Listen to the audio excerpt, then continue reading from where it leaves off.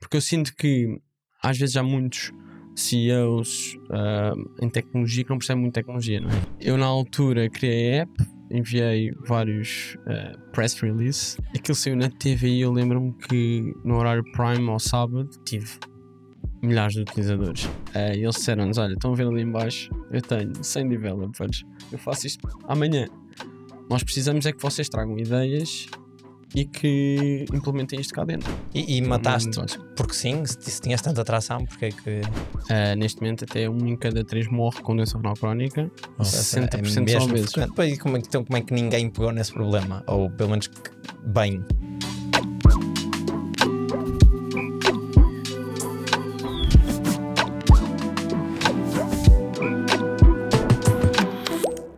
Este episódio de Founder Tales é patrocinado pela Blockit. A Blockit é uma empresa que faz cacifes inteligentes como aqueles onde vocês recebem as vossas encomendas. E eles estão a contratar o melhor talento em Portugal. Tem cargos para todas as posições, desde Heads, VPs, Engenharia Mecânica, Engenharia de Software. Contam já com mais de 2 milhões de encomendas todos os meses, graças a clientes gigantes como a Vinted e a DHL em vários países da Europa. A Blockit decidiu apoiar o Founder Tales porque acredita que a nossa audiência faz parte de um grupo de pessoas fora de série, com muita vontade de construir e aprender coisas novas.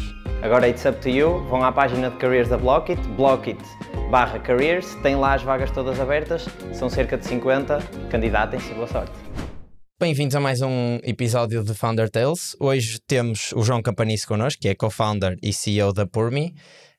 Antes de começarmos na Por-Me, aliás, vai ser o último tema do podcast. Este vai ser um bocadinho diferente, porque o João também tem um podcast e ele convidou-me para ir ao podcast deles. Eu disse que não antevia uma viagem a Lisboa nos próximos tempos, porque não gravarmos no nosso estúdio e lançamos nas duas plataformas. Portanto, podem ouvir isto em Founder Tales ou na Por-Me Talks. Pronto, vamos começar então. João, bem-vindo. Obrigado pelo convite. E nós estivemos a ver de tudo o que tu já fizeste, já fundaste uma porrada de coisas, não é? Isto chama-se Founder Tales, portanto vais falar de tudo o que tu fundaste, não só da Por-Me, que é o teu projeto mais recente. E houve aqui uma outra que nos suscitou curiosidade e os saltos que deste entre indústrias, digamos assim. Portanto, tu tens aqui uma que se chama Blaua, que é se calhar a mais tecnológica de todas, mesmo agora com a Por-Me, ou pelo menos a que parece mais tecnológica. Como é que isto te surgiu? Isso? O que é, não é? Neste caso, acho que já não existe. Ou ainda existe? Não, já não existe, foi tipo um mini exit. Ok. Mas é uma história interessante. Então, basicamente, como é que aquilo começou? Nós, para já, a Blaua eram chatbots para qualificar leads em real estate agencies. Pronto, o struggle era as agências imobiliárias tinham muitas leads e pouco pessoal, no fundo, e não conseguiam qualificá-las. E pronto, e nós, se nós usássemos aqui, começámos a pensar em soluções e na altura os chatbots, isto muito antes da OpenAI, do ChatGPT, etc. Pois, isto foi antes disso. Foi muito antes disso, por isso é que a história é engraçada, se calhar já conto. Mas pronto, surgiu aí e nós usámos a tool dos chatbots, na altura era Raz, era um... eu usei isso na minha tese. Lembro de falar sobre isso. Tenho uma t-shirt, como fui dos primeiros a usar Eles isso. também nos mandaram as t-shirts. As t-shirts eram clássicos, toda a gente que usava que recebia. Mas sim, pronto, então usámos a Rasa para construir um chatbot na altura para qualificar as leads para eles, pronto, uma plataforma em que eles conseguiam, tinham um back-end e aquilo o chatbot qualificava com perguntas, depois um bocadinho de inteligência artificial e pronto, eles recebiam ali num mini CRM e tratavam depois as leads a partir daí. Para quem não está por dentro, o que é que são leads, o que é um CRM e o que é qualificar uma lead? Pronto, basicamente o CRM é uma plataforma de gestão de clientes, pronto. Basicamente é isso, para acompanhar os teus clientes no processo de venda, no fundo. As leads são prospectos, ou seja, é um potencial cliente. Mas neste caso era alguém que estava a vender uma casa ou que queria comprar uma casa? Os dois. Portanto, uma lead pode ser isso. Uma lead é um potencial cliente, neste caso quer comprador, quer vendedor. Portanto, podem ser os dois. E qualificar a lead é perceber realmente se essa lead tem valor ou não. Há muita gente que vai à procura só para sondar e não está realmente interessado. Portanto, qualificares a lead é perceberes se aquele prospecto tem realmente interesse ou não. para a agência, em vez de estás a perder tempo em recursos. Ok.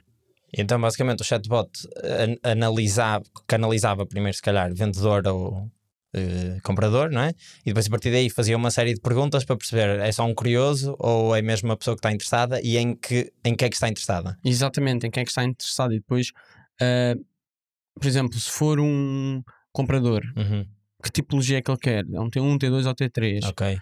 Quer casa de banho, quer piscina, quer o quê? Pronto, isso já ajuda depois a agência a correr esses dados com as bases de dados deles que eles têm internamente e perceber, ok, eu tenho aqui este imóvel para lhe entregar já e assim acelerar o processo. Pronto, era esse um bocadinho o objetivo, poupar tempo à agência, no fundo. E então disseste que tiveste uma mini exit.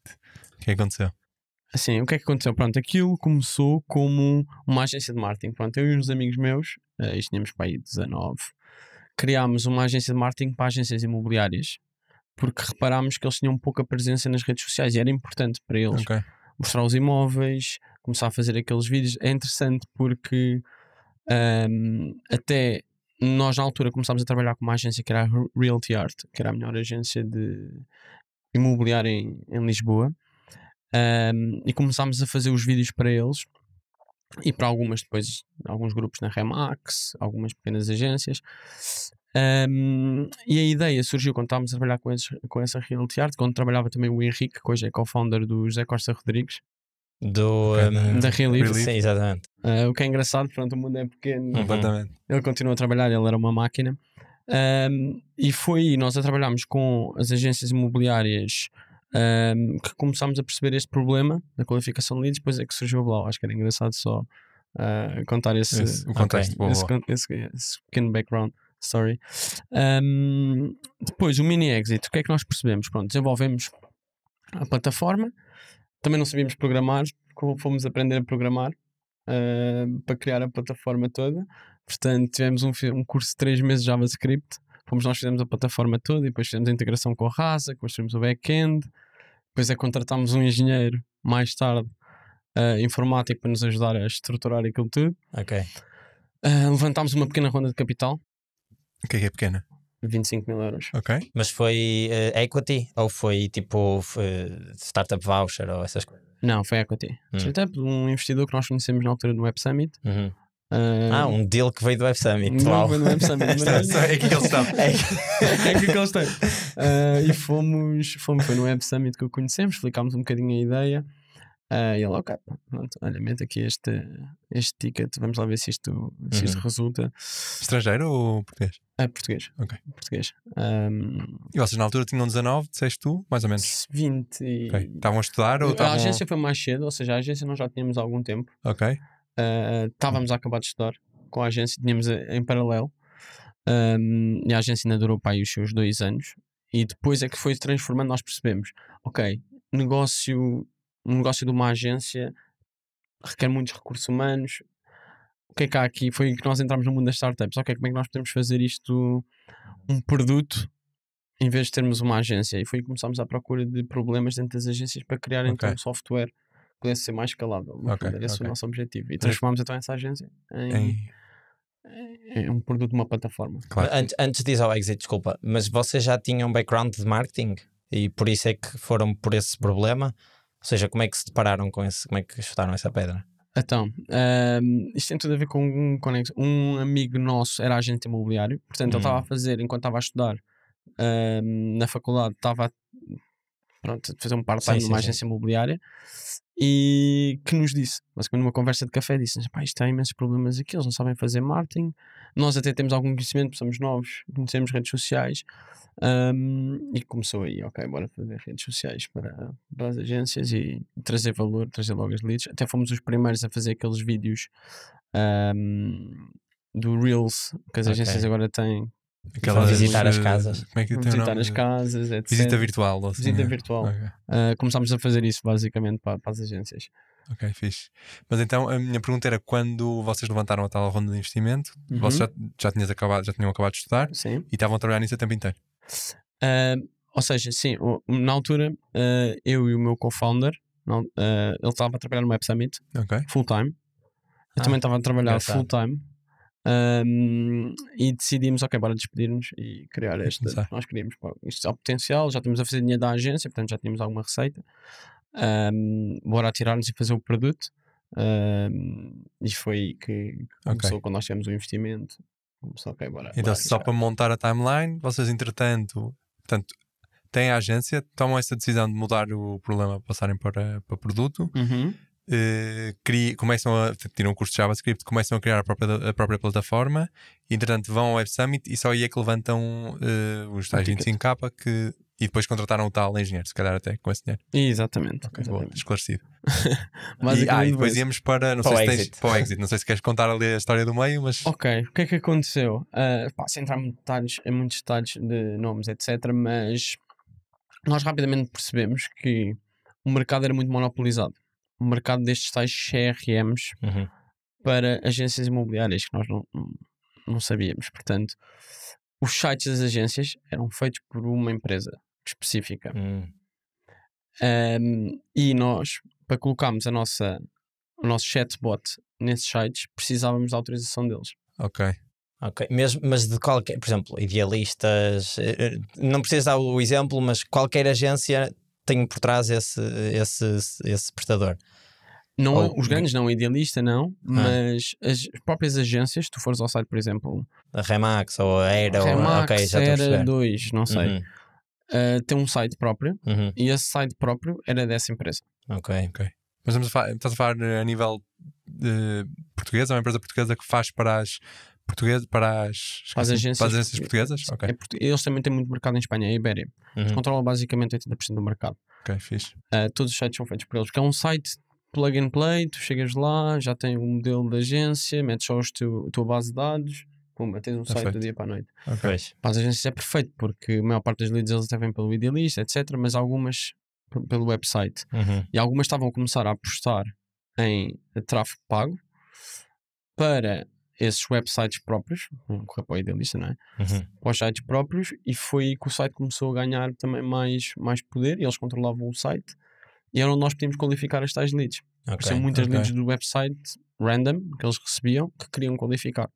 Porque imagina, como o negócio deles principalmente vinha de word of mouth e os idealistas da vida, o site começou a ganhar alguma tração, mas eles não ligavam muito, nem as leads não eram muito boas, e era aí que estava o problema de qualificar. E nós precisávamos de pôr então o nosso plugin, chat do Rasa, nesses websites. Mas vocês vendiam à agência? Vendíamos à agência ao serviço. Portanto, era um SaaS normal. Chegámos a ter 50 agências a pagar uma subscrição, e depois nós tínhamos que colocar. Mas a agência era dona do site, mas meio que nós precisávamos de autorização ou pelo menos do suporte, precisavam dos outros gajos. Okay. Dos outros gajos. Então começámos a ter mais clientes. Eles repararam. Foi que é isto que está a aparecer nos sites todos. O que é isto? Este plugin? Porque é que nós não estamos a cobrar mais por isto? Nós não fazemos isso. E pronto, na altura começaram-nos a colocar vários entraves. Começaram a reduzir. Nós precisávamos de colocar aquilo era o Google Script. Nós conseguimos colocar. Eles cortaram o acesso e disseram, ok, venham falar connosco aqui ao nosso escritório para ver se arranjamos aqui uma forma de parceria. Nós fomos e reparámos que o que eles queriam era uma acqui-hire. Portanto, basicamente nós não vamos permitir isto. Se quiserem, nós contratamos. Ok. Pronto, e nós, isso é o conceito de uma acqui-hire? Foi assim que lhe chamaste? Okay. Uma acqui-hire é tipo acquire e hire. Sim, porque eles basicamente eles olharam para nós e disseram, ok, eu tenho aqui 100 developers. Eles, por acaso, é até engraçado, porque eles tinham, o escritório deles era no primeiro piso, e o pessoal trabalhava todo no segundo piso. E eles disseram-nos, olha, estão a ver ali em baixo, eu tenho 100 developers, eu faço isto amanhã. Nós precisamos é que vocês tragam ideias e que implementem isto cá dentro. Portanto, estão interessados. Ok. Isso é uma acqui-hire, ou seja, eles estavam interessados em nós, também na tecnologia, para onde nós trazíamos aquela ideia, mas que nós depois fôssemos product managers lá dentro e implementássemos o produto. E foi isso que aconteceu? Não, portanto, não era esse o nosso objetivo, não é? Estávamos a criar uma startup e era esse o objetivo, era criarmos um negócio nosso. E pá, se calhar na altura, se formos olhar para trás, podia ter compensado, mas decidimos não avançar. Até tivemos ali uma. Mas havia algum tipo de compensação monetária? Havia uma compensação monetária para cada um Ok. e depois o salário. Ok. Pois, Mas a compensação monetária era a compra da. Compra da empresa. Sim. Vá. Portanto, eles compravam e contratavam, basicamente. Sim. No fundo foi um bocado um ultimato. Foi ou vocês param de existir ou aceitam a nossa proposta de X dinheiro e vêm trabalhar para cá. Uhum. E não havia só o compram a ideia e nós não ficamos aí a trabalhar? Não, porque o que eles nos. Ok. Eles podiam ir desenvolver depois isso eventualmente. Para eles era muito fácil desenvolver aquilo. Claro. A ideia não era.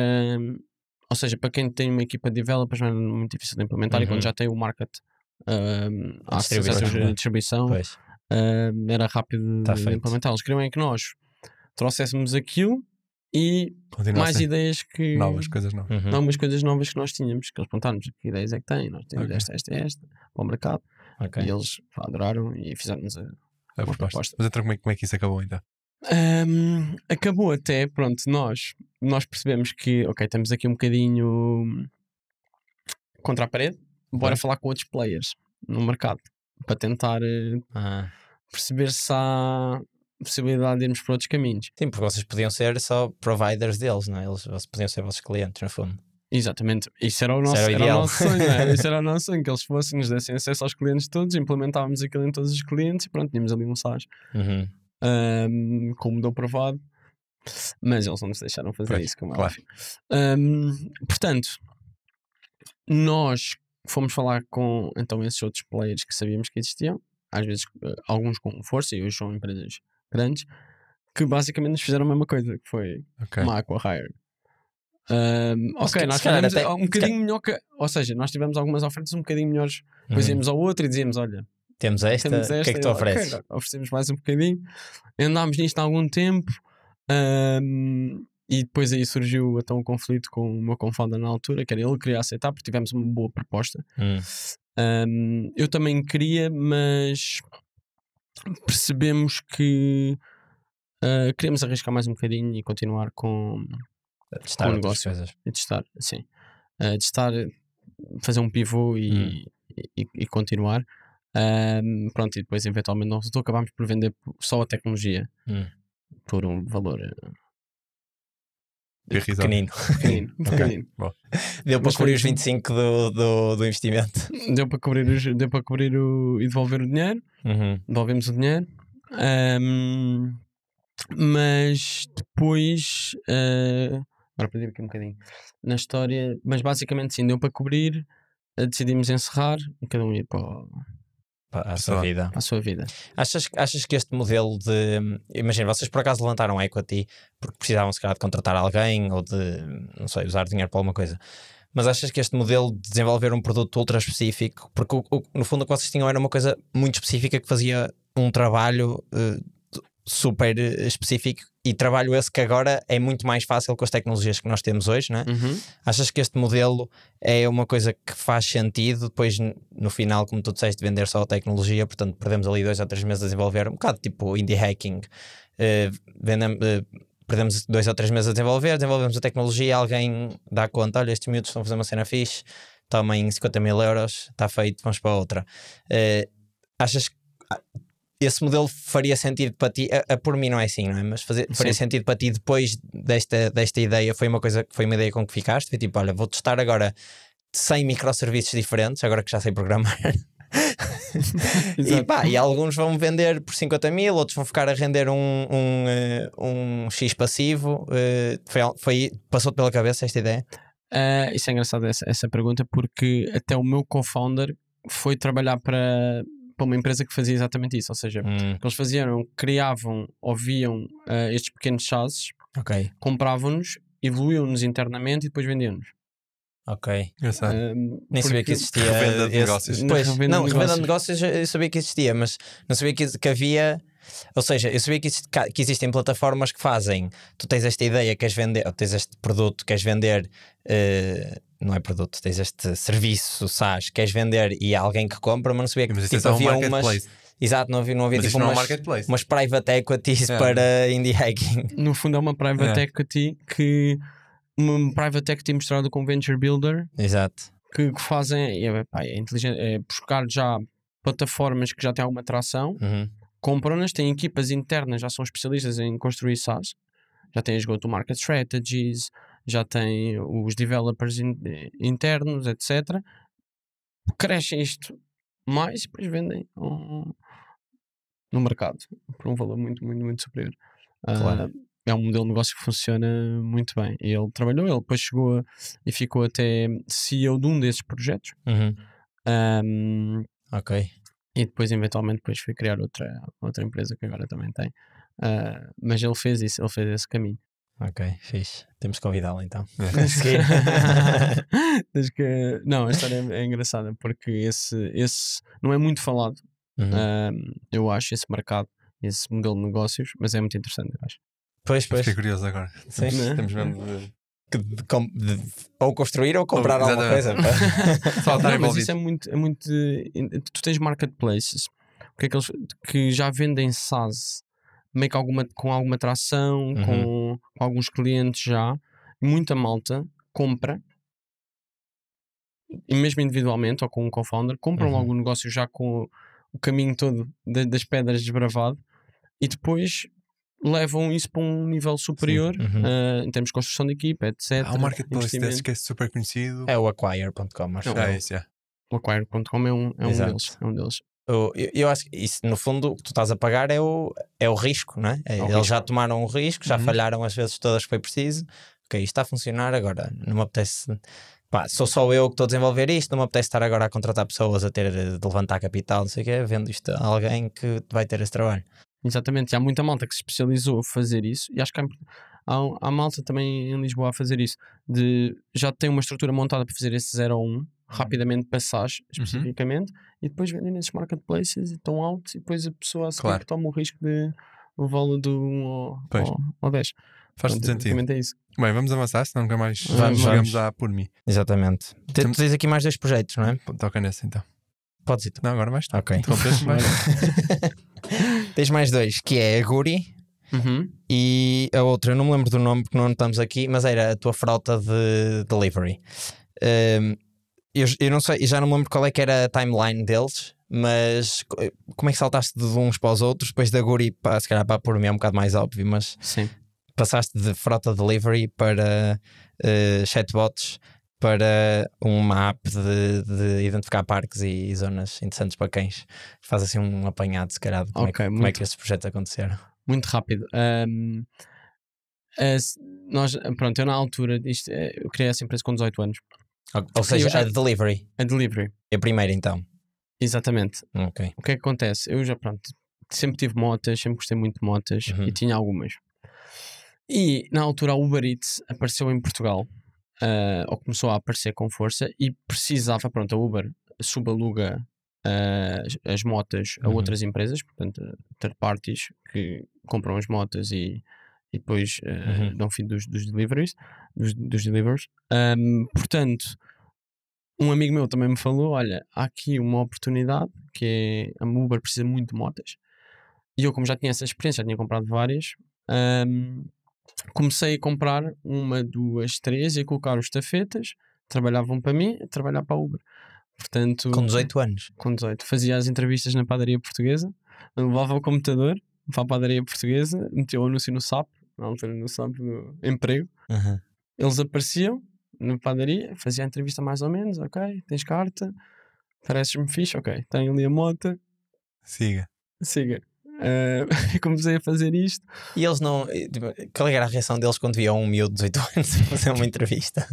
Às vezes era engraçado porque a maior parte deles lidava normal com coisas, explicava-lhes, tinha ali logo o guião, tens de fazer isto, não entrávamos muito por aí.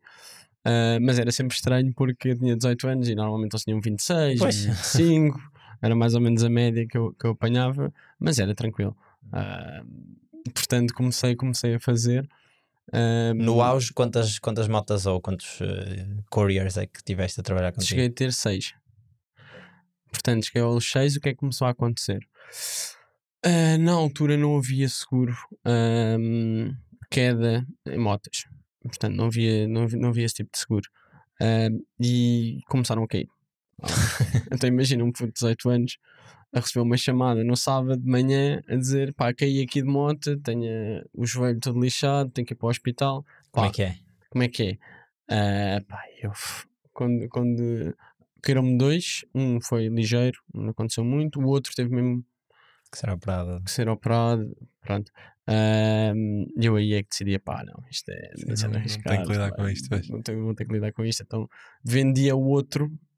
Ok. Parte. Fizeste o. Estávamos a Fiz o falar há tal bocadinho. exit, fiz o tal exit, até foi bom na altura, e vendi as minhas motas todas. E só por curiosidade, então quem tem contrato com a Uber és tu, ou seja, não sei se é considerado gestor de frota, mas pronto, os estafetas têm contratos contigo e com a Uber?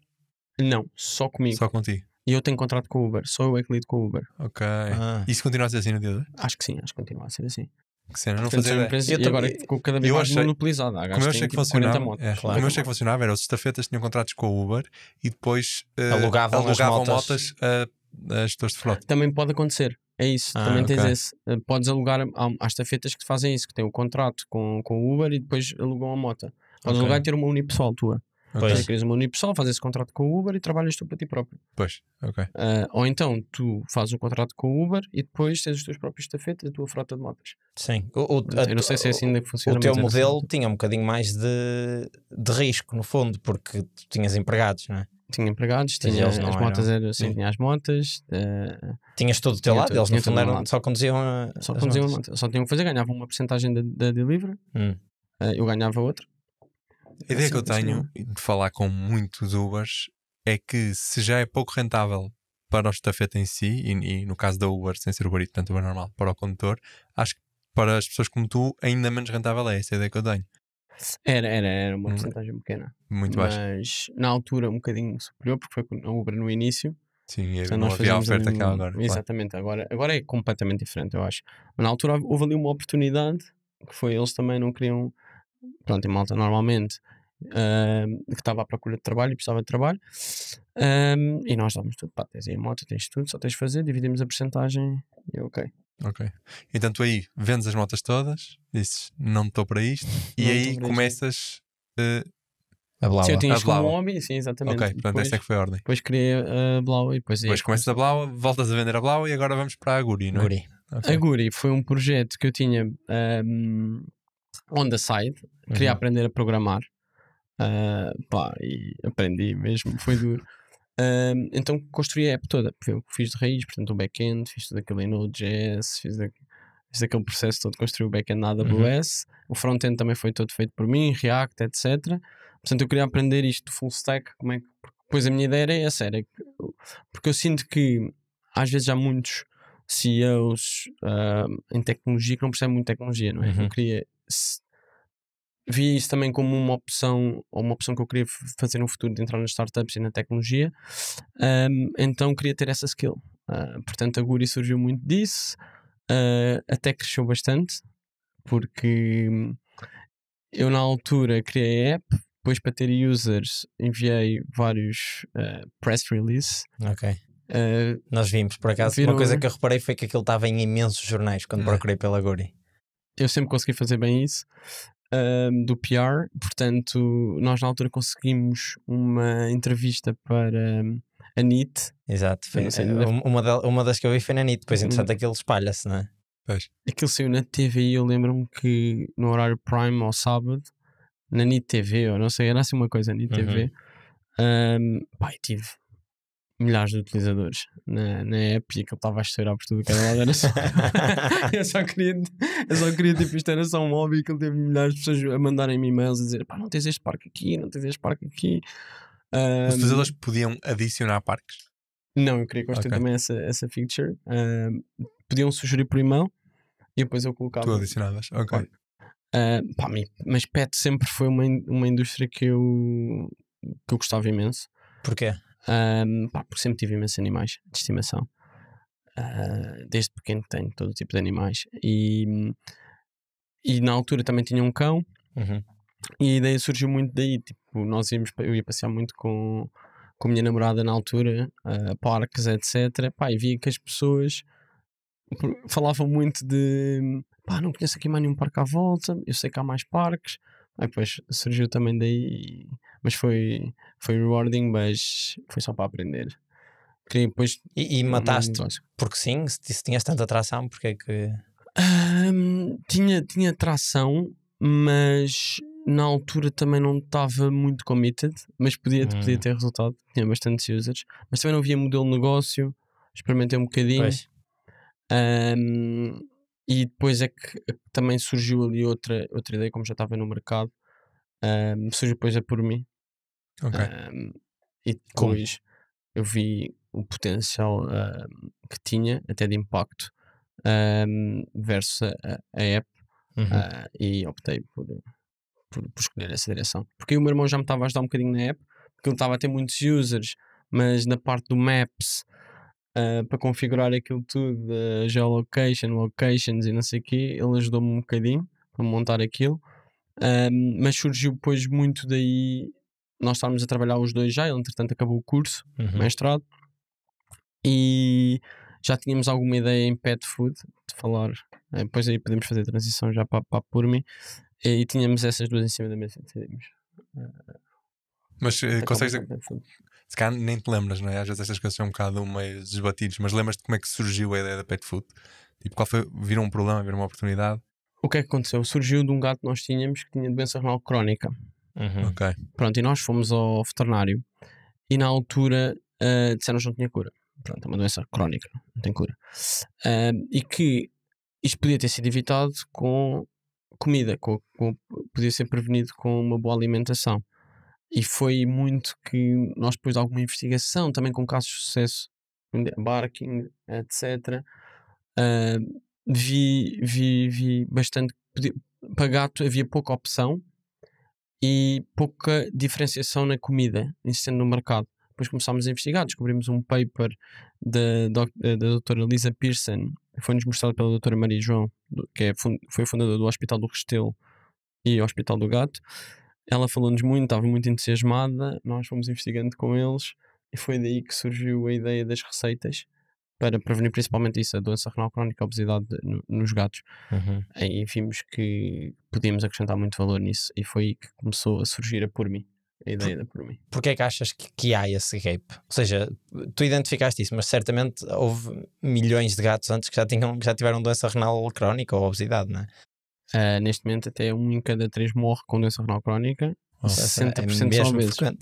Então como é que ninguém pegou nesse problema? Ou pelo menos bem? É estranho. E é uma grande misconception que as pessoas têm, que o mercado, por exemplo, dos cães é maior que o dos gatos. E não é. O turnover para gato, comida para gato, é muito maior que o do cão.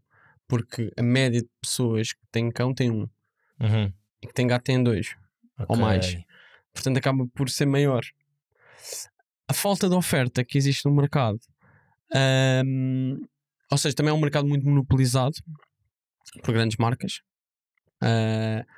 e pronto, é isso. Não surgiu nada entretanto. Acho que estamos com um bom timing de entrada de mercado, porque não há muitas opções. Mas nem fora de Portugal? Em mercados mais desenvolvidos, por exemplo nos Estados Unidos e no UK, existem já startups mas recentes, já com rondas grandes levantadas a tentar resolver esse problema com comida human grade e para isto exatamente, com uma dieta específica, mas na Europa não. Ok, ótimo. O que é que significa human grade? Human grade é com ingredientes naturais, completamente whole, não é com subprodutos, por exemplo patas, etc. E muitas vezes farinhas. Human grade é ingredientes reais, depois com vitaminas que nós desenvolvemos com o hospital para um gato doméstico, no fundo, que necessita de ter.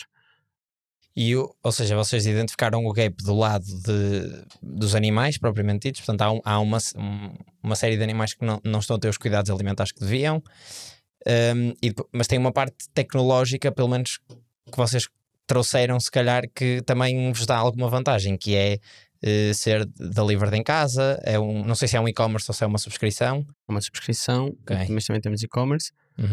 Mas sim, exatamente. E essa parte, pronto, temos a parte da plataforma também que construímos, não é só as receitas, portanto, as receitas são inovadores, tem aquelas SKUs, mas depois fazemos a parte toda de informação para as pessoas e da personalização para o gato em específico. Se já tem obesidade, se calhar quer falar com a nossa veterinária. Criamos aqui um plano personalizado para ter na app, entregamos em casa, paga só esta subscrição. Portanto, temos essa parte que queremos que é bastante importante e que queremos lançar para a Europa toda. Esse é o nosso objetivo. Eu vejo muitas semelhanças realmente com a Barkin que tu acabaste de mencionar um bocado. Para quem não sabe, temos um episódio com o André, podem ir ver. Basicamente a Barkin faz o mesmo ou parecido para cães. A minha pergunta é: até que ponto é que a Barkin é ou foi uma inspiração para vocês, ou é no dia a dia? Ou seja, ou até no limite uma potencial competidora, não é? Porque ele já. Ok, a distribuição é diferente. Não, mas acho que são tão específicos. Pois é isso, as pessoas que têm gatos não têm cães, portanto se calhar não entra por aí, não é? Não, e mesmo que tenham cães e gatos têm de comprar comida para os dois, não é? Exatamente. Certo. Só que a minha questão Sim, é: mas compravam tudo lá, ou seja, se eles entrassem nos gatos, essa é a minha dúvida. Sim. Pois, claro. Mas diz. Mas a minha dúvida é: existem coisas concretas no dia a dia, se cá por a Barkin já ser uma empresa mais madura, que vocês veem, olha, a Barkin fez isto e funcionou, vamos experimentar nós, sabes? Ou quem diz a Barkin diz outras empresas. Sim, basicamente o que acontece, pronto, é isso, a alimentação, os cães são muito diferentes, os cães são omnívoros, os gatos são carnívoros estritos, é diferente, e a alimentação para os gatos tem que ser diferente, é mais difícil em termos de palatabilidade. Por isso é que é muito importante o foco. Eu acho que o André também tem esse foco, o foco deles é cães, e ele só quer fazer cães e não vai entrar em gatos, e nós só queremos fazer gatos. Mas temos, e para responder à tua pergunta, sim, inspiramos-nos bastante. Já falámos com eles até algumas vezes, e acho que há sempre muitas sinergias. Até por exemplo deles é um bom exemplo, e claro que pegamos em coisas que eles fazem bem, e certamente se calhar eles também olham para coisas que nós fazemos bem, claro, e que estamos a fazer de diferente. Portanto sim, acho que há bastante sinergias e há bastante inspiração. Quanto é que vocês vendem? Ou quanto é que estão a vender neste momento? Pronto, nós neste momento passamos 10 mil euros por mês em vendas, mas é isso, nós estamos em...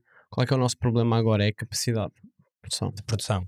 Vocês produzem ou terceirizam? Nós produzimos, mas queremos terceirizar.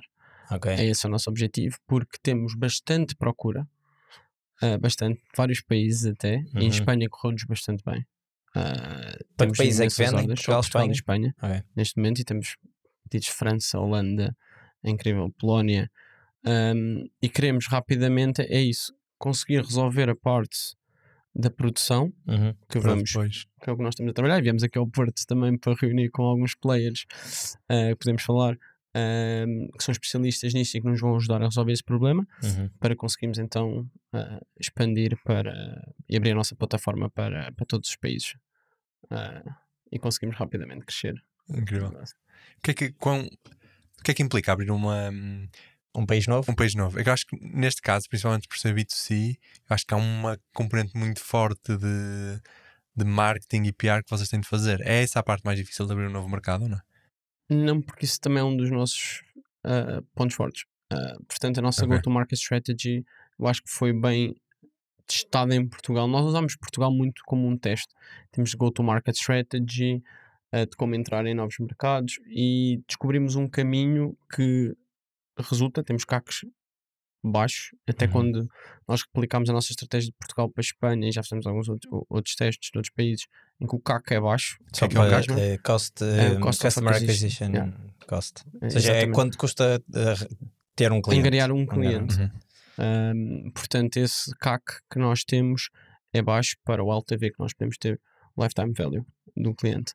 Isso em PETA que é uma das mais-valias, é esse. O que é que a pessoa gasta connosco ao longo do tempo. Claro. É só o que nós gastamos para adquirir, e nós estamos no...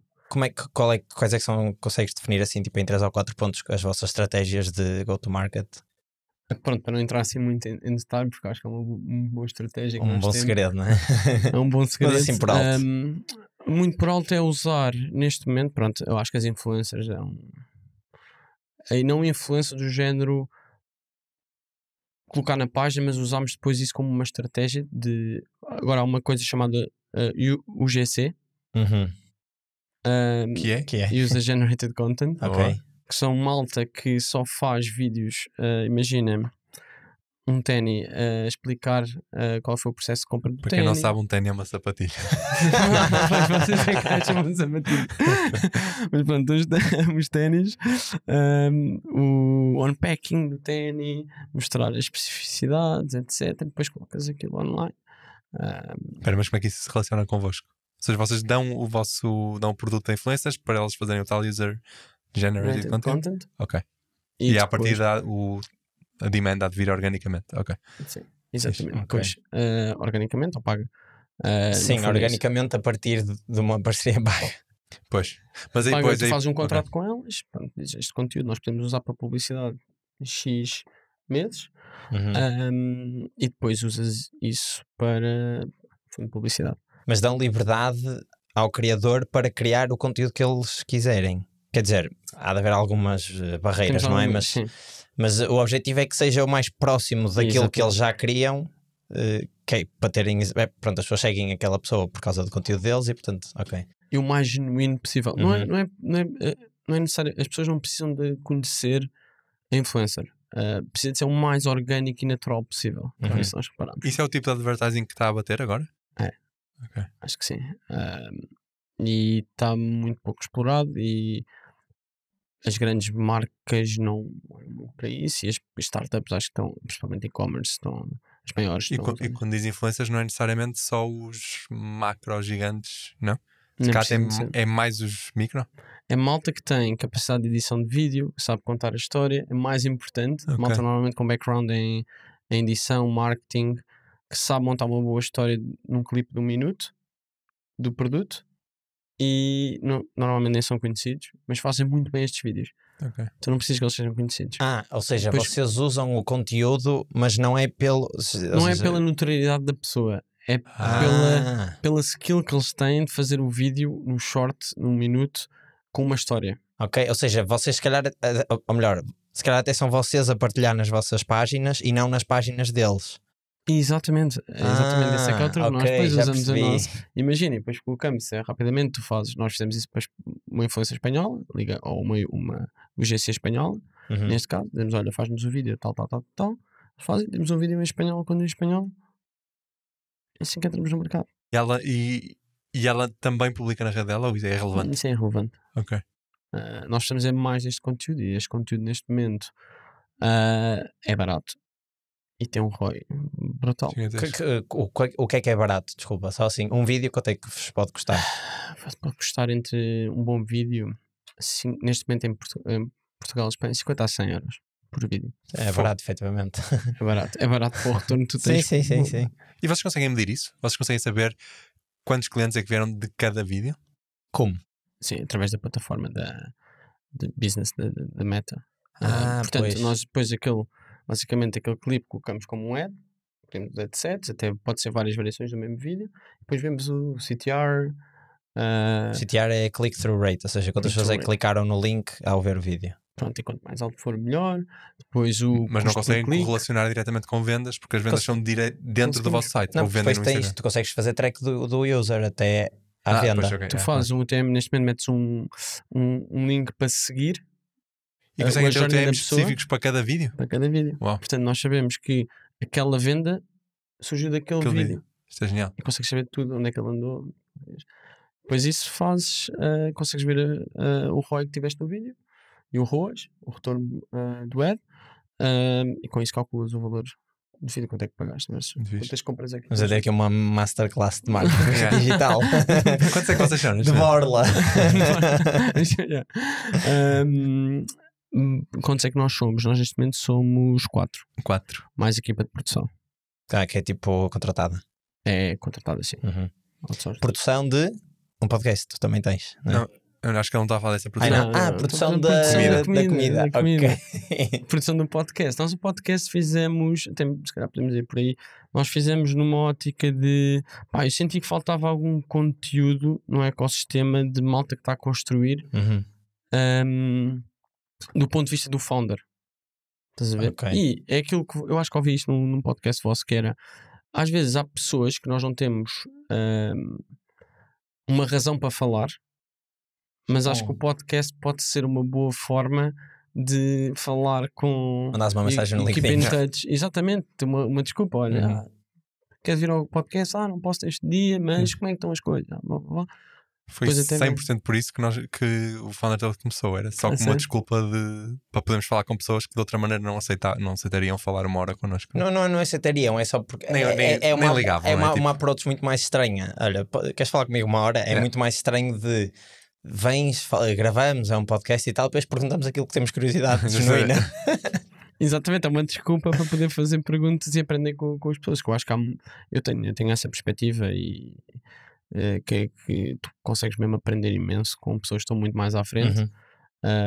E foi por isso que também criámos, e para ganhar alguma notoriedade, etc. As pessoas também conhecerem a marca, criar o word of mouth, também por esse lado, ter esse ROI. Isso era uma pergunta que tínhamos por acaso, que é: o nome do teu podcast é Por Me Talks, portanto está diretamente associado à marca da Por Me, mas aparentemente não há propriamente uma ligação entre o produto em si, ou quem são os clientes da Por Me, com o tipo de pessoas que vocês trazem lá. Portanto, ou seja, não é um podcast sobre gatos. Nós tivemos exatamente essa... Porquê fazerem essa associação das marcas? Imagina, tu sentes... Eu acho que isto acontece muito com alguns founders que criam o seu negócio e depois mais tarde tentam dar ou passar knowledge às pessoas de como é que aconteceu, como é que as coisas surgiram. Eu acho que era engraçado tu teres uma perspectiva de como que nós contarmos a história da empresa através de um podcast. Ok. E começámos a dar isso, depois olhámos para trás e já temos essa história toda documentada no podcast. Isso foi uma delas. E acho que a história também, do ponto de vista de founders, passa muito, vamos ver, não sei se vai acontecer, mas cria muito mais word of mouth. Aqueles gajos dos gatos ouvi aquele podcast, estão a criar aquela startup, aqueles malucos, e acho que isso pode passar muito mais em word of mouth. Depois a tia que ouviste no jantar vai, tem gatos, deixa lá, como é que eles chamam? Por mim, essa é a ideia. Mas vai passar muito mais rápido o word of mouth que fosse um podcast específico sobre gatos. Podemos criar no futuro com os nossos veterinários e fazer se calhar Por Me Veterinarian, que lançamos dicas mais específicas. Mas aí precisamos dos veterinários, precisamos se calhar muito mais conhecimento para falar de gatos, que é isso que nós queremos ligar-nos muito ao vet, e irmos mais por aí no futuro, quando tivermos mais recursos, mas ao mesmo tempo temos este no lado de business.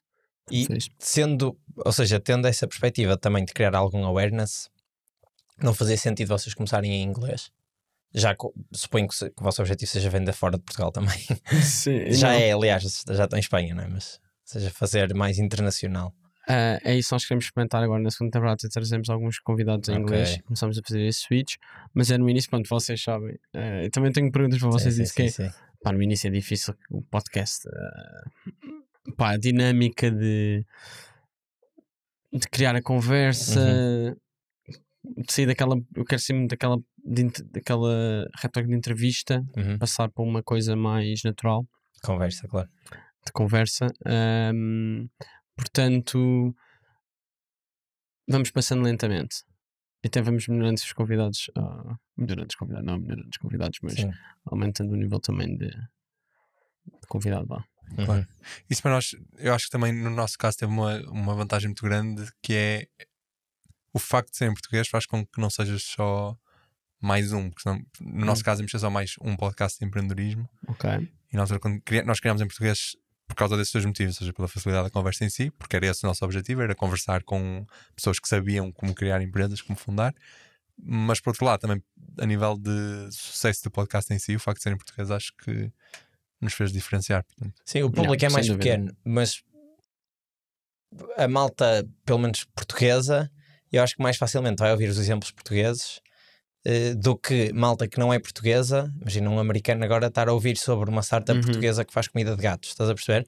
Não é que a história não seja incrível, mas ele tem tanto conteúdo lá fora e coisas se calhar muito maiores, histórias tipo gigantescas, de malta muito mais mediática. Não sei até que ponto é que faria sentido, e assim, é um nicho, é verdade, mas É o nosso nicho, pelo menos. Então, e qual é que é o vosso objetivo com o podcast? Isso é grande pergunta. Eu acho E que é já daquelas, temos... a resposta muda todos os dias. todos os dias. E eu acho que temos sempre respostas diferentes. Sim. Eu vou dar a minha perspectiva. Foi mudando ao longo do tempo. No início era estritamente aprender, e eu acho que nós, pelo menos eu, até me estava bem marimando se estava alguém a ouvir ou não. O objetivo era mesmo só termos uma desculpa para ter as conversas. Acho que neste momento o nosso objetivo pessoal a longo prazo continua a ser criar qualquer coisa. Ou seja, criar uma startup, não um podcast ou um negócio. Podcast já temos.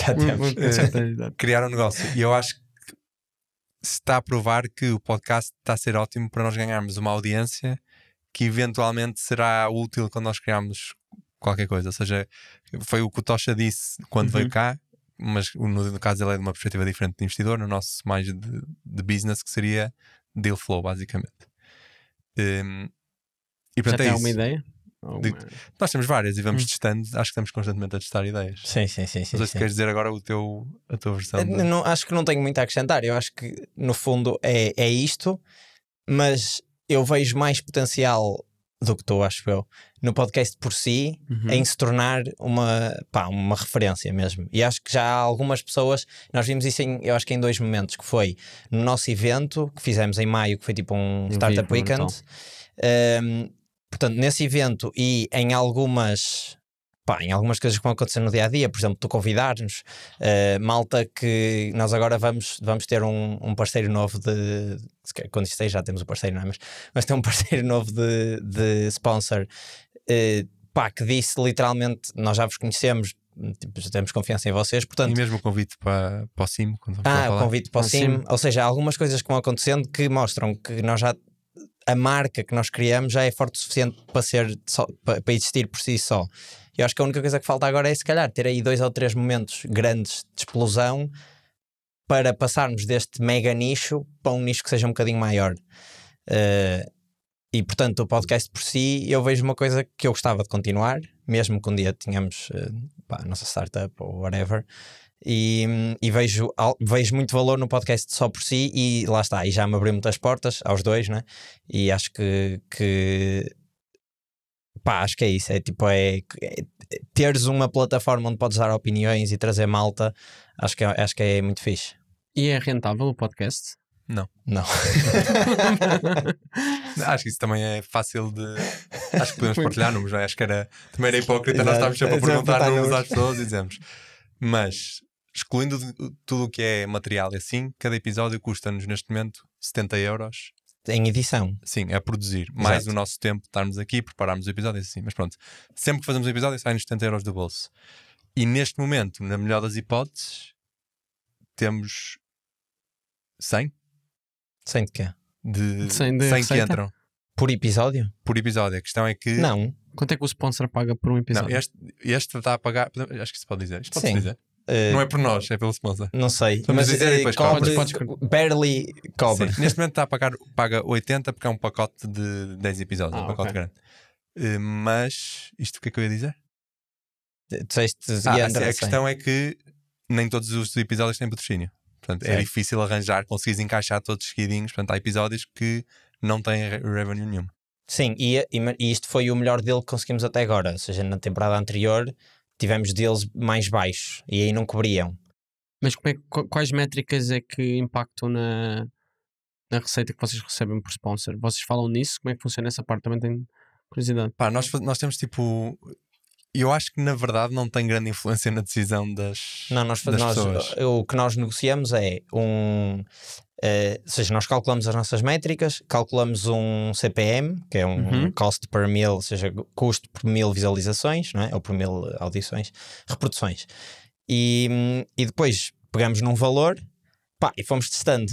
Ok, pedimos 30€. Sim, este foi fácil. Foi fácil. Próximas pedi mais. Pronto, e chegamos ali a um sweet spot em que já pedimos demasiado. E voltamos para baixo. E depois o que nós oferecemos basicamente é, temos tipo pacotes, temos tiers. Neste momento já só temos 2, já tivemos 3, mas que basicamente temos nós chamamos de Gold Tier, que é o que está neste episódio, que é tipo 1 minuto e é uma coisa mais, tipo, mais personalizada, um vídeo já se calhar, mais pensado, mais scripted. Sim, é uma produção. Como Exato. foi, por exemplo, para quem viu, como era o episódio da Off Acoustic, O o sponsor da Off Acoustic. Depois temos outro tier que é tipo Silver, que é uma coisa mais curta, tipo 20 segundos, que é este episódio é patrocinado por X, X é isto e faz aquilo. Pronto, basicamente Exato. é isso. E pronto, e depois temos os pacotes. Um episódio é mais caro que comprar 5, que é mais caro que comprar 10 por episódio, não é? Isto vocês foram investigar no mercado, tiveram a ver várias Sim. informações E sobre depois isso. nós também houve uma altura que tínhamos pre-roll, mid-roll e no final, não sei se é post-roll, deve ser Ou post-roll. seja, quando é que o ad aparece? Exato. E tiramos isso, entretanto, porque só íamos ter um parceiro por episódio. E se calhar vamos voltar a pôr, mas mais numa perspectiva de podemos ter, por exemplo, 2 mais pequenos ou um que tem exclusividade, estás a perceber? Porque Tipo, assim se conseguimos. patrocinares Gold, ficas exclusivo. Exato. Mas é engraçado, mas acho que é tipo, acho que toda esta parte de sponsorship é uma cena que nós nem sequer nos preocupamos muito. Eu acho que é por causa daquilo que o Álvaro estava a dizer, que é Vemos valor no. o podcast vale por si, tipo, é fixe a bater os custos. Eu acho que até é mais engraçado por estarmos a brincar aos sponsors e aprendemos como é que se faz Não, isto. exato, é E engraçado. agora, tipo, agora temos que passar uma Negócio. fatura e temos que criar uma empresa porque o coisa já cobre e não sei o quê. Acho que é mais por aí do que. Sim. E vocês sempre tiveram interesse Eu tive um bocadinho o vosso background, vocês trabalham em 2 startups, no fundo. Uhum. Então isso também foi sempre uma coisa que vocês tiveram interesse ou surgiu? Pá, não Depois. foi tão cedo como estou. Ok. Yeah. Não começámos aos 18 anos. É uma coisa que eu tenho tido pena, porque na faculdade era perfeito para nós pormos Pois coisas em era, prática. pois era. Não sabíamos Ainda nada. por cima nós temos background tecnológico, ou seja, Uhum. não precisávamos de tirar 3 meses para 3 aprender. meses para aprender já basicamente. Eu acho que foi ao mesmo tempo que foi. Nós estávamos no último ano do curso e nós temos uma cadeira de empreendedorismo. Ok. Era empreendedorismo e inovação. Nós tiramos os 2 bioengenharia na FEUP. E foi uma cadeira que gostamos muito porque tínhamos de passar por este processo todo de criar uma startup, desde identificar um problema, depois solução, pronto. Claro que era tudo simulado, não é? Mas foi uma coisa que nos puxou imenso. O professor era muito fixe, ou seja, as aulas eram super interessantes. Foi uma coisa que de repente nos apaixonou e temos de testar isto, pelo menos, temos de testar este método. Aquilo era muito inspirado tipo no Lean Startup, não é? E logo nesse ano, eu acho que até foi enquanto estávamos a ter a cadeira. Foi no fim, sim, para o final da cadeira, exatamente. Nós participámos num concurso de inovação, basicamente. Com uma ideia que Como é que se tínhamos. chamava? Não sei. Era o Devo Game. Aquilo era da Devo Team, que é uma Que multinacional. interessante, Sim, comprou sim. a Bold cá em Yeah. Portugal. Pronto, e nós participámos com uma ideia nossa e na altura, tipo, ganhámos cá em Portugal, fomos representar a Bold na altura. Onde é que foi? Em Paris? E ganhámos em Paris também. Então aquilo foi tipo, isso, agora somos os maiores. É esta. À primeira vamos criar uma startup. Porque o que é que era o concurso? Era, tinhas de pensar numa tragédia que afetasse a população mundial. Ok. E depois pensar numa solução para essa tragédia. Não depois construí-la. O phrasing era tragédia. O que é que eles usavam? Um desastre natural. Era um desastre. Era um desastre. Yeah. E nós pensamos, aquilo foi numa altura em que estava a haver, já não me lembro que eleições é que eram, mas estava a haver umas eleições num sítio qualquer e que estavam a ser muito não é Eu acho que foi danificadas. pós-Cambridge Analytica, basicamente. Foi ou seja, mas o escândalo pós-eleição dos todo, Trump. ok. Bem pós, tipo 2 ou 3 anos Não depois. sei se foi isso. E lembro-me que também estava a haver stresses em Barcelona por causa da campanha independentista, uma coisa assim do género. E aquilo estava a ser muito fueled por fake news e desinformação. E ainda nós pensamos, isto não é um desastre natural, mas é um desastre. E acho que isso também nos deu muita vantagem no concurso, temos pensado de maneira diferente. E agora que olho para trás, eu não sei se já fizeste este exercício, mas aquilo que nós propunhamos era tipo um fact-checker de bolso, em que tu podias perguntar, tipo, para certas coisas que aconteciam no mundo, o que é que aconteceu? Foi isto ou foi aquilo? Eu li esta notícia, isto é verdadeiro ou não? E se pensares bem, é isso que o ChatGPT e o Perplexity fazem agora, não é? Sim, nós éramos uns visionários, é verdade. Porque isso foi em 2019. Sim, nós estávamos a usar LLMs em 2019, é verdade. Exato, porque na altura eu estava a fazer a tese em NLP e portanto usei o Rasa também para fazer um chatbot. Ou seja, nós já tínhamos um bocadinho esse conhecimento, só que não sabíamos era que passado 2 anos ia haver um boom gigantesco. Claro. OpenAI, eu lembro-me também na altura quando entrei no beta do OpenAI já existe há imenso tempo, 4 anos, 5 anos. também testei na altura, mas era muito rudimentar. O RAS era fixe porque tinha o modelo, era o BERT na altura, exatamente. E depois tinha tipo uma framework super fácil de tu treinares aquilo e mesmo de fazeres deploy, por isso é que era fixe. Era muito fixe, exatamente, era muito simples. Então tinhas que saber um bocadinho de programação, mas nada de muito, muito especial. Ok, então vocês depois ganharam a competição e... Sim, ganhámos a competição. Entramos na escola de startups da UPTEC, que é um programa de inclusão aqui, e depois acabámos o curso. Sim. Portanto, ainda ficámos na escola de startups durante 8 meses a trabalhar naquilo. Mas desenvolveram alguma coisa? Estávamos a desenvolver um MVP ao mesmo tempo. Estávamos em muito. A maior parte do esforço era. Tipo, aquilo era. Entrevistas. Era entrevistas, porque a ideia era B2C, basicamente um fact-checker de bolso, só que era super vago, completamente difícil. Então nós queríamos focar numa coisa qualquer e pensámos: quem é que são as pessoas que se cá sentem isto com mais dor? E na altura decidimos focar-nos nos jornalistas, que eu acho que foi o erro que matou logo o projeto, porque entretanto, quantidade de calls com. Agência Lusa, Público, Jornal Notícias. Como é que chama o sítio? Redações, coisas do género. E não há dinheiro para nada. Tipo, foram 8 meses entrevistas a. Eu nem sei quantos. Eu acho que se ainda fores agora ao meu LinkedIn, metade das pessoas são jornalistas. São jornalistas. É verdade. E pronto, não deu em nada. Desmotivamos. Sim, desmotivamos. E não fazemos ideia do que é que estávamos a fazer.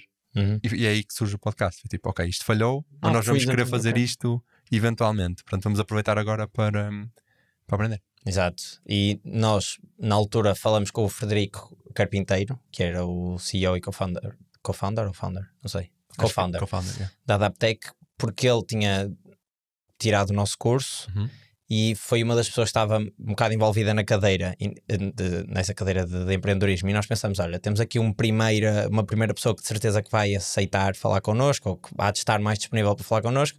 E depois, olha, quem é que tu achas que era fixe nós falarmos a seguir? E depois de repente começamos a falar. No primeiro ano mandamos dezenas de mensagens, houve imensas que ficaram por responder, e de repente, fast forward 4 anos, temos malta a convidar-nos, olha, podemos ir aí. Que também é um efeito engraçado. Isso é engraçado, isso também faz parte do vosso sucesso. Vocês tiveram um imenso sucesso ao longo das temporadas. Sim, fomos crescendo, e esta, quando pusemos vídeo, eu acho que foi um move essencial. Sim, ajuda muito. Acho que nem é pelo facto do episódio ter vídeo em si. É mais porque de repente passas a poder fazer Reels, passas a poder fazer outro tipo de conteúdos que funciona super bem para trazer pessoas para o episódio. E estás no YouTube e no TikTok, em que tens um algoritmo também a ajudar, porque o grande problema dos podcasts só de áudio é que não há discoverability, ou seja, tu vais à tua aplicação Spotify e ouves aqueles que já conheces, ou se ouvires um novo, a partir daí porque viste em algum sítio e achaste interessante, deixa-me ouvir um bocadito. É muito difícil de seres descoberto. Nós usámos o LinkedIn na altura, a nossa audiência no LinkedIn, e acho que quando cruzámos com o convidado, dá-te um reach brutal, e foi isso que nos deu aquele reach, aqueles views iniciais. Mas uma coisa que nós vamos fazer é pôr no YouTube. Mas estou curioso com uma coisa: o que é que vocês já entrevistaram imensos founders? Vocês têm visto algum padrão? Ou algum...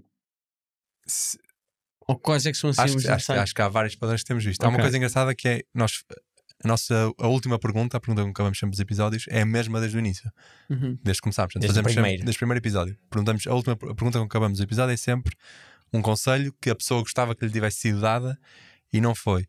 Eu acho que se fizéssemos a distribuição, a maior parte diz a cena da equipa, escolhe bem os founders com quem. Acho que esse foi um padrão engraçado.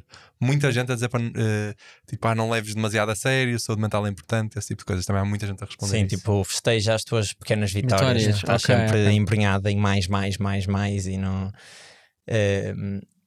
Padrões. Não sei se estava assim um padrão tipo, mas. O que nós vemos, e também é uma coisa que nós gostamos muito de explorar, são estes pequenos hacks que a malta vai fazendo para crescer, e tipo, que estratégias é que usaste para chegar às pessoas como chegaste, ou tu não és de tech, como é que fizeste um site, porque é que fizeste isto? E o que nós vemos é que a malta desenrasca-se sempre, e tem um amigo que não sei o quê, e temos muita gente que no início nós tivemos poucos casos em que a primeira coisa que aconteceu na startup foi levantar capital para depois começar a construir. Houve 2 ou 3 que foram assim porque eram ou malta que já era muito experiente, exatamente, e que tinha e que podia e estava bem relacionada e a ideia já era muito forte e de certeza que iam ter clientes, ou então produtos que era impossível existirem sem financiamento porque são coisas muito específicas, exatamente, coisas desse género. Agora, assim, padrões mais que isto, acho que se fizermos uma compilação de todos os conselhos, sim, acho que o que dá mais é este da equipa. Acho que é este da equipa. O que é tipo escolher as pessoas, não é tanto a equipa, tipo os colaboradores, é os co-founders, exatamente. Os co-founders do negócio. É porque é um casamento, é aquela história que já viram. Sim. Foi isso que o Bernardo disse no episódio que gravamos com ele. Ok, pronto. Que era marriage without sex. É exatamente isso. E quando tens de divorciar é duro. Ok, é engraçado. Essa era uma das perguntas que vocês criaram isso com esse intuito, não era? Era aprenderem mais sobre o mundo do empreendedorismo e sobre o ecossistema, se calhar. Tiraram, vocês, se calhar com o podcast, conseguiram entrar no ecossistema e perceber os players, os investidores, quem é que são. Eu acho que isso é. Sim, super. Eu noto, por exemplo, quando nós estávamos com a Scrib, que era a tal do fact-checking, as poucas calls que conseguimos com investidores era através do programa de incubação, e assim, eu acho que nós agora temos acesso a montes de investidores que conhecemos, acho que seria muito mais fácil agora. E entidades também, tipo Startup Portugal, claro. Tipo o Scale Up Porto, ou seja, é malta com a qual nós já temos alguma relação, e vem tudo de termos um podcast e portanto de mantermos alguma consistência e trazermos nomes interessantes, e malta que já fez coisas importantes, e tipo, estes miúdos, como é que levaram esta pessoa lá? Deixa-me ver, e tipo, vai ajudando. Nós também temos alguma preocupação com a imagem, com a marca, que passamos a ser bastante coerente, ou seja, trabalhamos com uma designer para fazer o logotipo novo, trabalhamos com a Vogal para nos fazer a intro e a música, etc. Portanto, temos aqui alguma preocupação, que eu acho que isso passa sempre qualidade, e por muito que o conteúdo possa ser genial, se aquela imagem não estiver lá, há ali 2 ou 3 pessoas que deixam de ver, e tu queres toda a gente, principalmente no nicho, não é? Claro. Mas sim, foi um bocado um hack para dentro do ecossistema sem teres uma startup, e ficamos numa posição engraçada, que é podemos falar com toda a gente sem interesses, não é? Exatamente. E toda a gente vem aqui falar sem interesses. Ou seja, começam a construir a relação com as pessoas, não é? Sim. Eu acho que isso é muito. Portanto, mais do que até insights valiosos, foi network que vocês ganharam, não é? No fundo, porque é aquela do vida são 2 dias e o resto são contactos, não é? Essa é boa. Que eu tinha ouvido essa também. Mas agora falta ver se eventualmente quando construirmos alguma coisa, aí vamos provar se valeu a pena. Se valeu, não é? Mas... Sim, vocês tipo, não vão sempre precisar da ideia. Sim, e de discutá-la. Porque ideias nós temos aos pontapés. Sim. Mas tendo isso, e se vocês conseguirem fazer isso, depois conseguem a vossa network, vão ganhar um leverage muito maior versus se calhar uma pessoa começa do zero e não tenha. Eu gosto de acreditar que sim. Sim. E para além da network, era aquilo que ele estava a dizer no início, a audiência. Ou seja, eu sei que agora, se faço um post no LinkedIn ou no meto um Reels ou qualquer coisa do género, vou chegar a mais gente do que eu chegava antes de ter o podcast.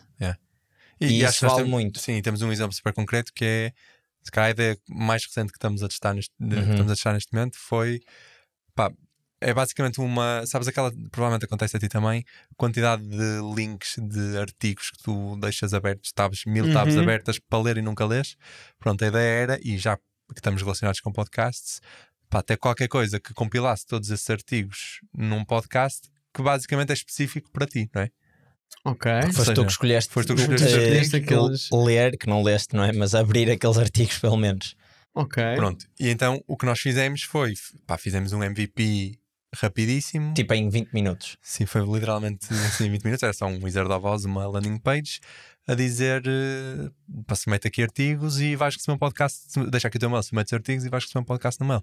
Eu acho que porque temos essa audiência, que ainda por cima são pessoas que já ouvem podcasts, não é? Porque se ouvem Faz o nosso, um match perfeito. tipo, fizemos o post e já não lembro quantas impressões é que tivemos no post, mas O post teve imensas impressões, tivemos também centenas de visitas lá ao website. Pois tem. E depois tivemos para aí 50 submissões no primeiro dia. Depois houve malta que submeteu. Só que o problema era aquilo não existia, não é? Ou seja, nós recebíamos um form com um link do artigo e íamos, ou eu ou ele, ao ChatGPT, resume isto. Ok, agora pegámos no texto, íamos a outro modelo text-to-speech, transforma isto, pá, põe podcast. Exato, dá-lhe um guião de podcast. Tínhamos uma promptzinha, converte em MP3. Fizemos depois a seguir, numa segunda fase, um backendzinho que fazia isto. Pronto, e já fazia um bocadinho mais automaticamente, mas depois éramos nós na mesma que íamos enviar o MP3 por e-mail. Também não é a melhor maneira de consumir áudio. Não, é assim, exatamente. Pronto, mas tivemos. Mas já é um MVP. Pá, algumas pessoas que repetiram e isso deu-nos alguma motivação para tipo, olha, vamos testar isto mais um bocado. Só que depois. Porquê que não avançou?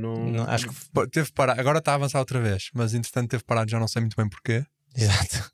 Pá, acho que não era bom timing, devemos estar Com outras coisas. em outras cenas. E vocês têm uma vantagem grande também, que é, se calhar já criaram uma comunidade de pessoas que já vos conhecem, não é? Porque é isso que E tem confiança. têm confiança em vocês, portanto, qualquer coisinha que lancem, as pessoas vão atrás também e tentam persistir. E acho que temos uma coisa também que é muito fixe, que é assim, os mais die-hard fans do podcast partilham a mesma mentalidade que nós, então são ótimos tipo, a dar feedback nestas coisas, não tem problema nenhum de criticar. E nós temos. Pá, isso não interessa. Sim, é esse tipo que caga nisso, faz outra coisa qualquer. E nós temos um grupo de WhatsApp que basicamente é de pessoal do podcast. Quem quiser entrar, está lá o link. É uma comunidade, sim. Uma comunidade de WhatsApp.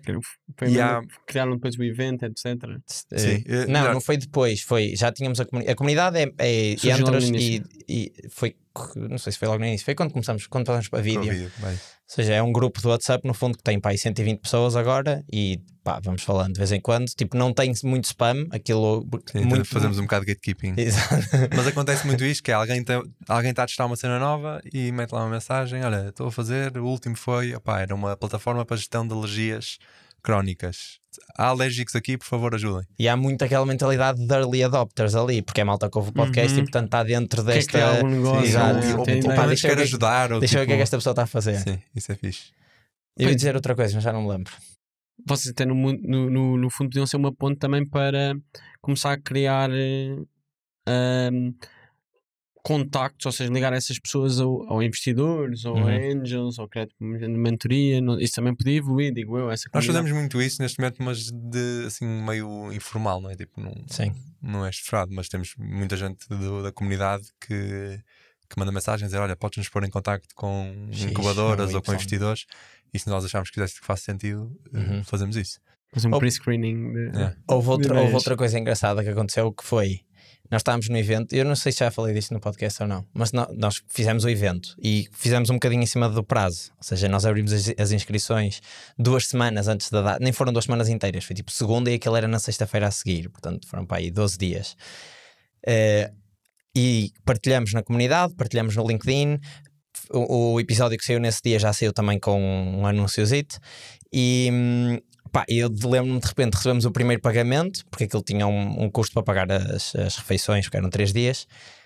Pá, ele mandou uma mensagem a dizer: olha, tipo, houve alguém que confiou nisto e mandou-nos dinheiro. Tipo. Ou seja, criaste confiança suficiente nas pessoas para as pessoas comprarem uma coisa de ti que pá, podia não acontecer, não é? Ou seja, podia ser uma porcaria ou podia qualquer coisa. Tipo, o site depois vieram-nos dizer que havia alguns botões que não funcionavam, que eu esqueci-me de configurá-los. Mas tipo, foi ClickFunnels ou uma. Foi card, era tipo uma landing page só. Sim, e depois mandava para um form. Ok. E no final do form tinha as instruções para pagamento. Nós depois pusemos o link da página no nossa, não sei se era uma Linktree, mas na nossa descrição do Instagram, e o link estava partido e ficou partido sempre. Ficou para sempre partido, exato. E quando estávamos no evento é que alguém nos disse: eu quando vi aquilo a primeira vez achei que até era scam, porque eu ia ao coisa e aquilo os botões não funcionavam. Mas é engraçado como é que só o facto de teres consistência e fazer o podcast depois cria confiança nas pessoas para elas virem e acharem: olha, aqueles 2 gajos vão conseguir organizar uma cena interessante e que merece os meus 35 ou 50 euros. Tiveram quantas inscrições? tivemos 27, das quais pá, aí 24 foram em early bird, pá, e depois deixamos tipo aberto mais full price, que era os 50. Mas nós dissemos que tipo, fechámos nos 27, né? Portanto, Ok. ou seja, fizemos sold out, basicamente. Pá, isso é brutal. Para vocês deve ser muito, Sim, muito, sim, muito sim, sim. rewarding de ver aquelas pessoas que já ouvem o podcast, se calhar, há imenso tempo. E poderem partilhar ali. Havia malta Pá, imagino. que nem sequer era portuguesa e que foi. Sim. A sério? Sim.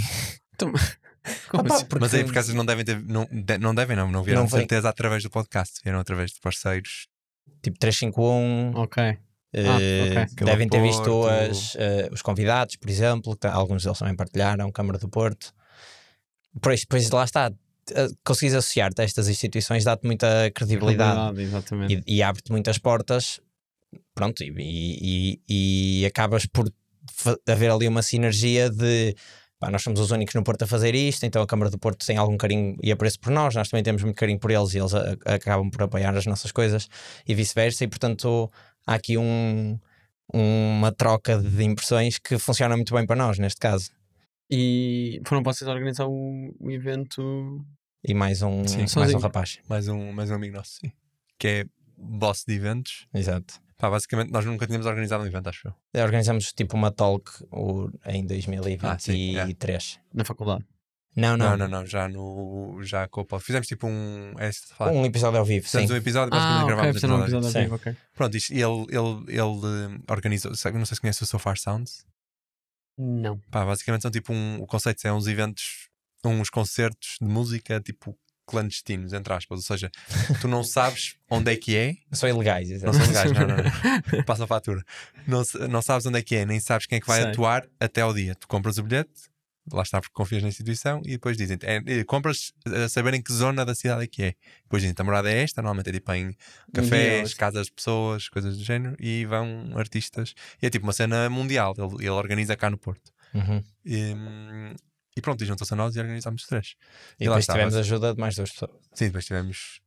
Mas só no dia. Voluntários. Sim, voluntários disseram para a comunidade: olha, preciso de 2 pessoas. Mas o molde foi fixe, foi tipo: nós fizemos assim contas meio por alto, definimos o preço e depois abrimos as inscrições e dissemos: olha, se tivermos menos de 20 inscrições, não fazemos e devolvemos o dinheiro e pronto. Iam cancelar. Porque havia os custos fixos, eram tínhamos de cobrir aquilo, não é? E portanto, se não tivéssemos 20 pessoas, dificilmente íamos cobrir os custos fixos, que era tipo alimentação, transportes, etc. O espaço não, o espaço era da Câmara. Fizemos na Rose. Fizeram na Rose, sim. Mas pronto, havia ali uma série de custos, tipo impressões, não sei o que, essas coisas, que era tipo, tínhamos de cobrir isto, pelo menos, para depois justificar fazer, senão íamos afundar ali centenas de euros. Então, mas justificou, conseguiram mais do que... Conseguimos 20, basicamente. Pai, 10 euros de lucro por cada um.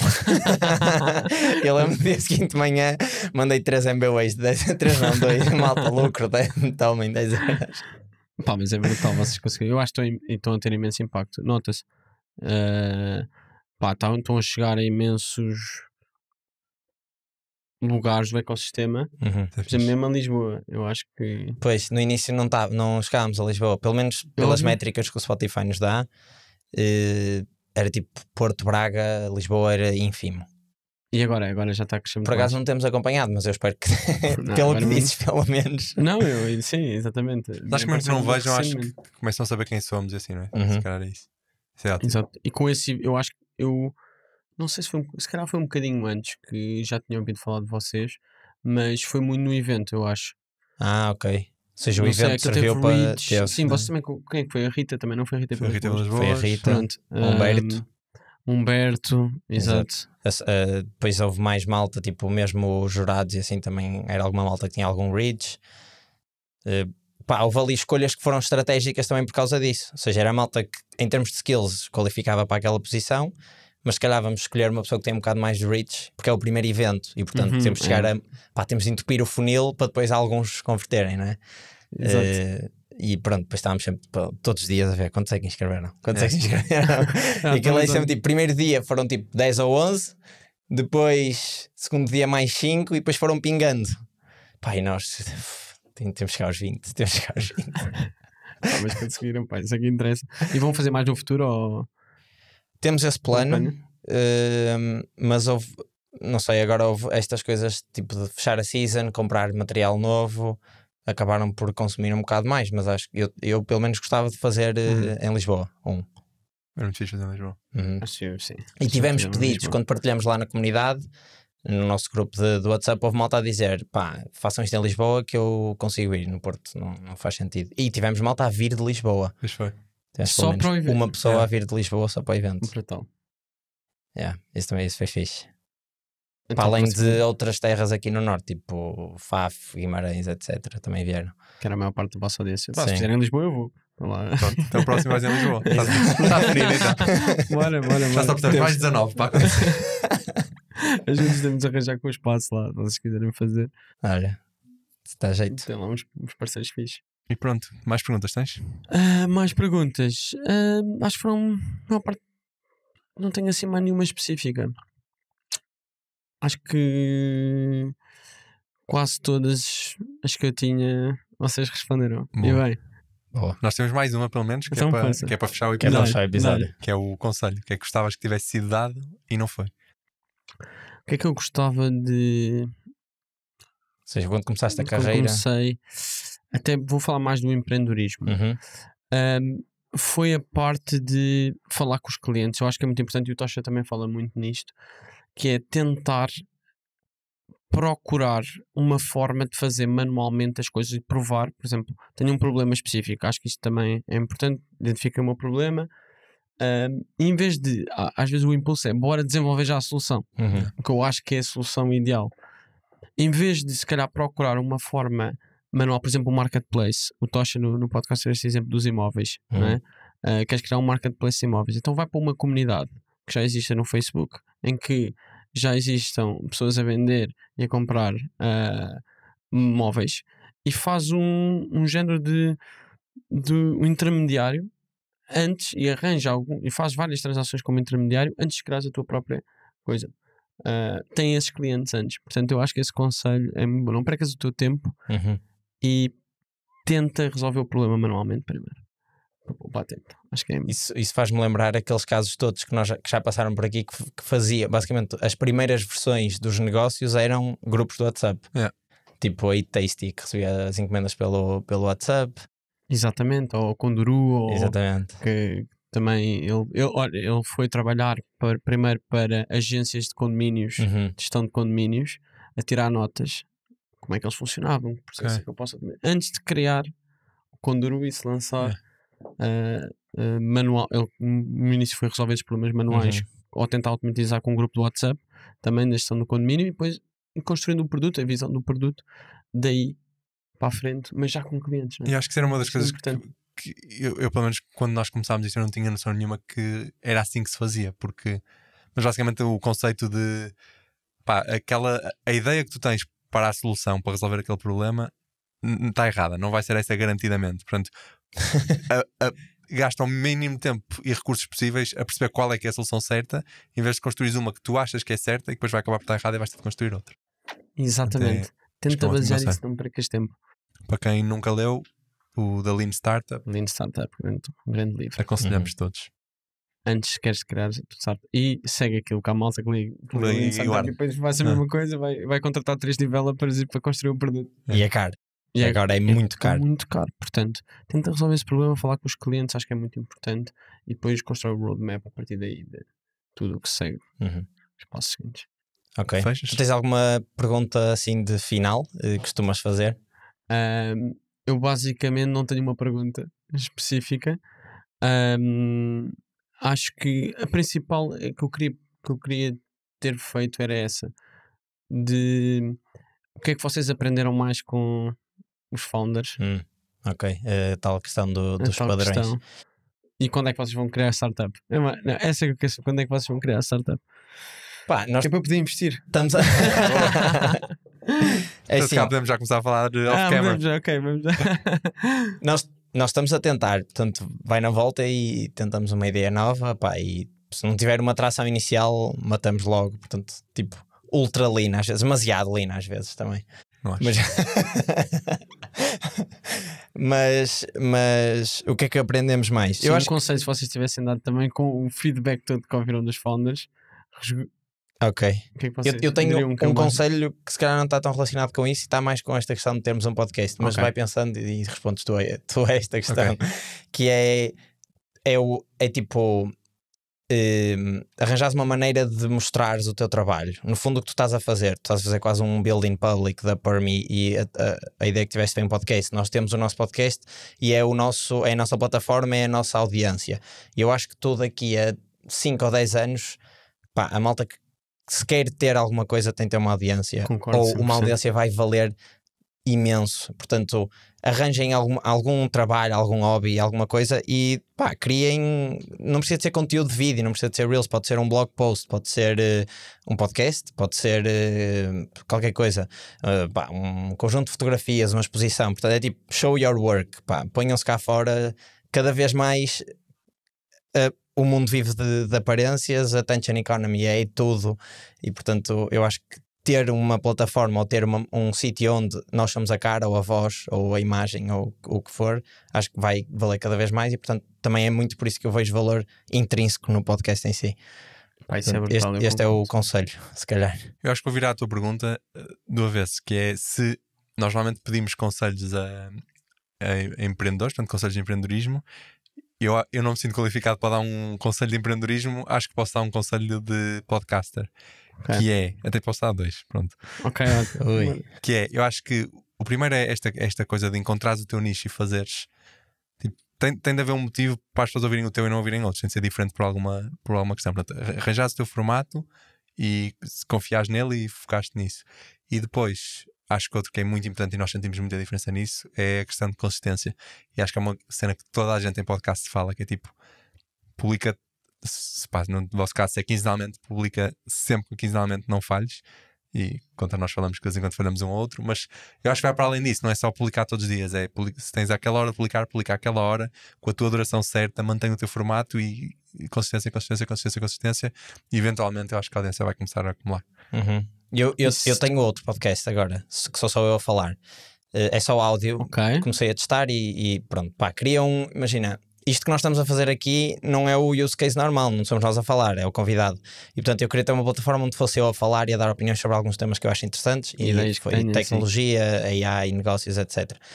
E eu vejo isto que ele está a dizer, que é, eu publico sempre religiosamente às quartas-feiras, às 6 da manhã o episódio está disponível.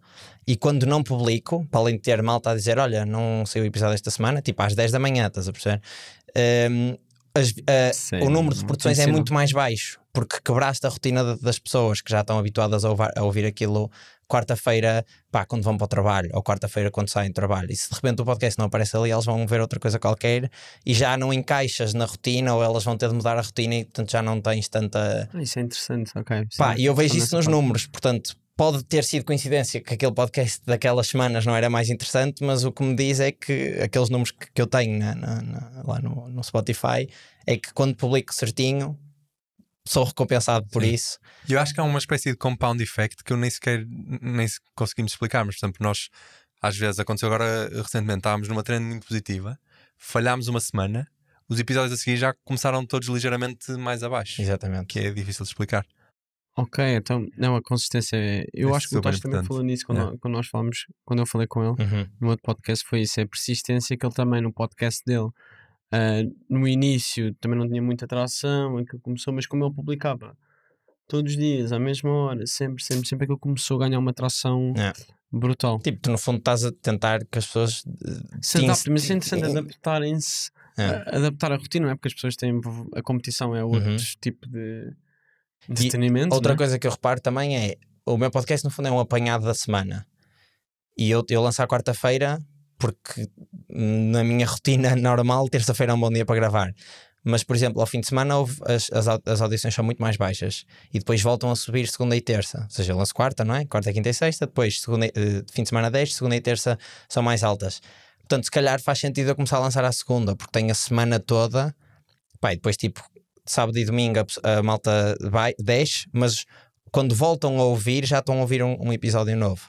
Portanto, eu acho tipo, estás atento a estas nuancezinhas, pode fazer alguma diferença. Claro que o principal é ter o teu conteúdo e fazer chegar à malta, mas pá, estas pequenas coisinhas eu acho que fazem uma diferença, se calhar, como eu disse, compounded, tipo, ao longo do tempo, e não vai ser logo na primeira ou na segunda semana que vais notar. E outra é comunidade, portanto, relacionar-te com as pessoas que são do teu nicho, pegando no que eu disse, escolheste um nicho, tipo, só fazes aquilo.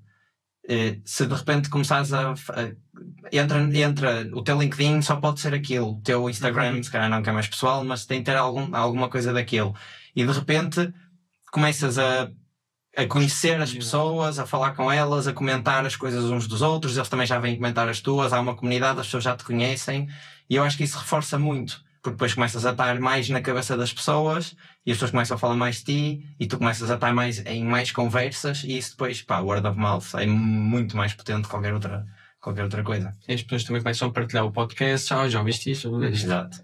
E se tu tiveres sempre esse horário fixo, as pessoas habituam-se, crias rotinas, isso é um ótimo conceito que eu não sei, tenho pensado.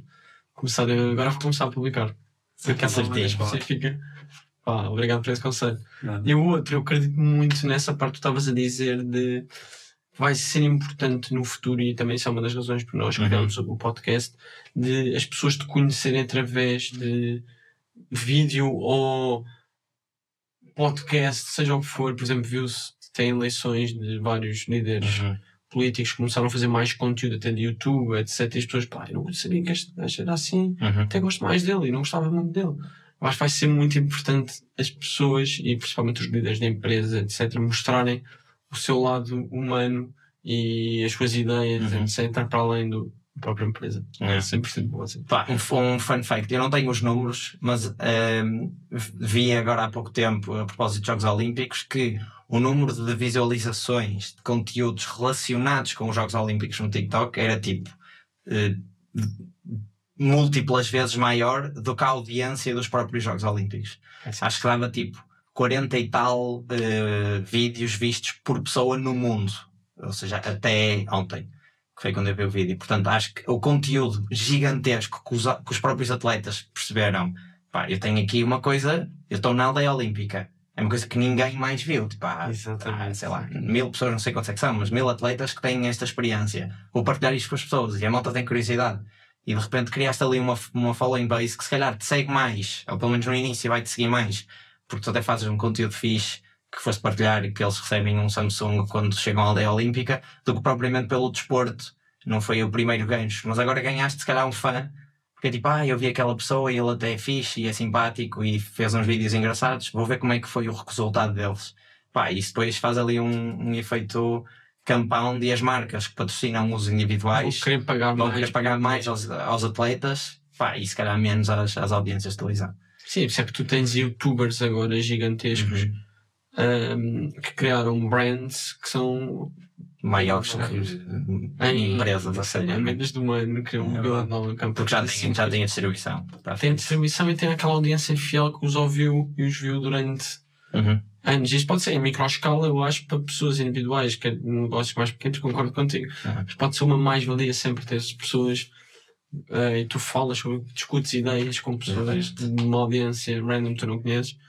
Acho brutal, acho um grande poder. É isso. Muito fixe. Bora. Pronto, está feito. João, muito obrigado por teres vindo. Já sabem, malta, subscrevam o Founder Tales, subscrevam o Permi Talks. Pelos vistos, eventualmente vai estar no YouTube. Não sei se quando isto sair, mas é o plano, não é? É um plano. Portanto, YouTube, Spotify, Apple, essas plataformas todas. E não se esqueçam de deixar aí likes e comentários e essas coisas todas. Vejam também na plataforma deles, eles já têm uma série de episódios com malta muito, muito interessante, e está a sair nas duas ao mesmo tempo. Portanto, exato, vão lá apoiar, e que as conversas deles também são muito fixe. E é isso. Obrigado, Álvaro. Obrigado, Diogo. Acho que foi muito bom, eu aprendi imenso. E gosto imenso do vosso conselho. Obrigado. Nós também do teu. Obrigado. Até para a semana.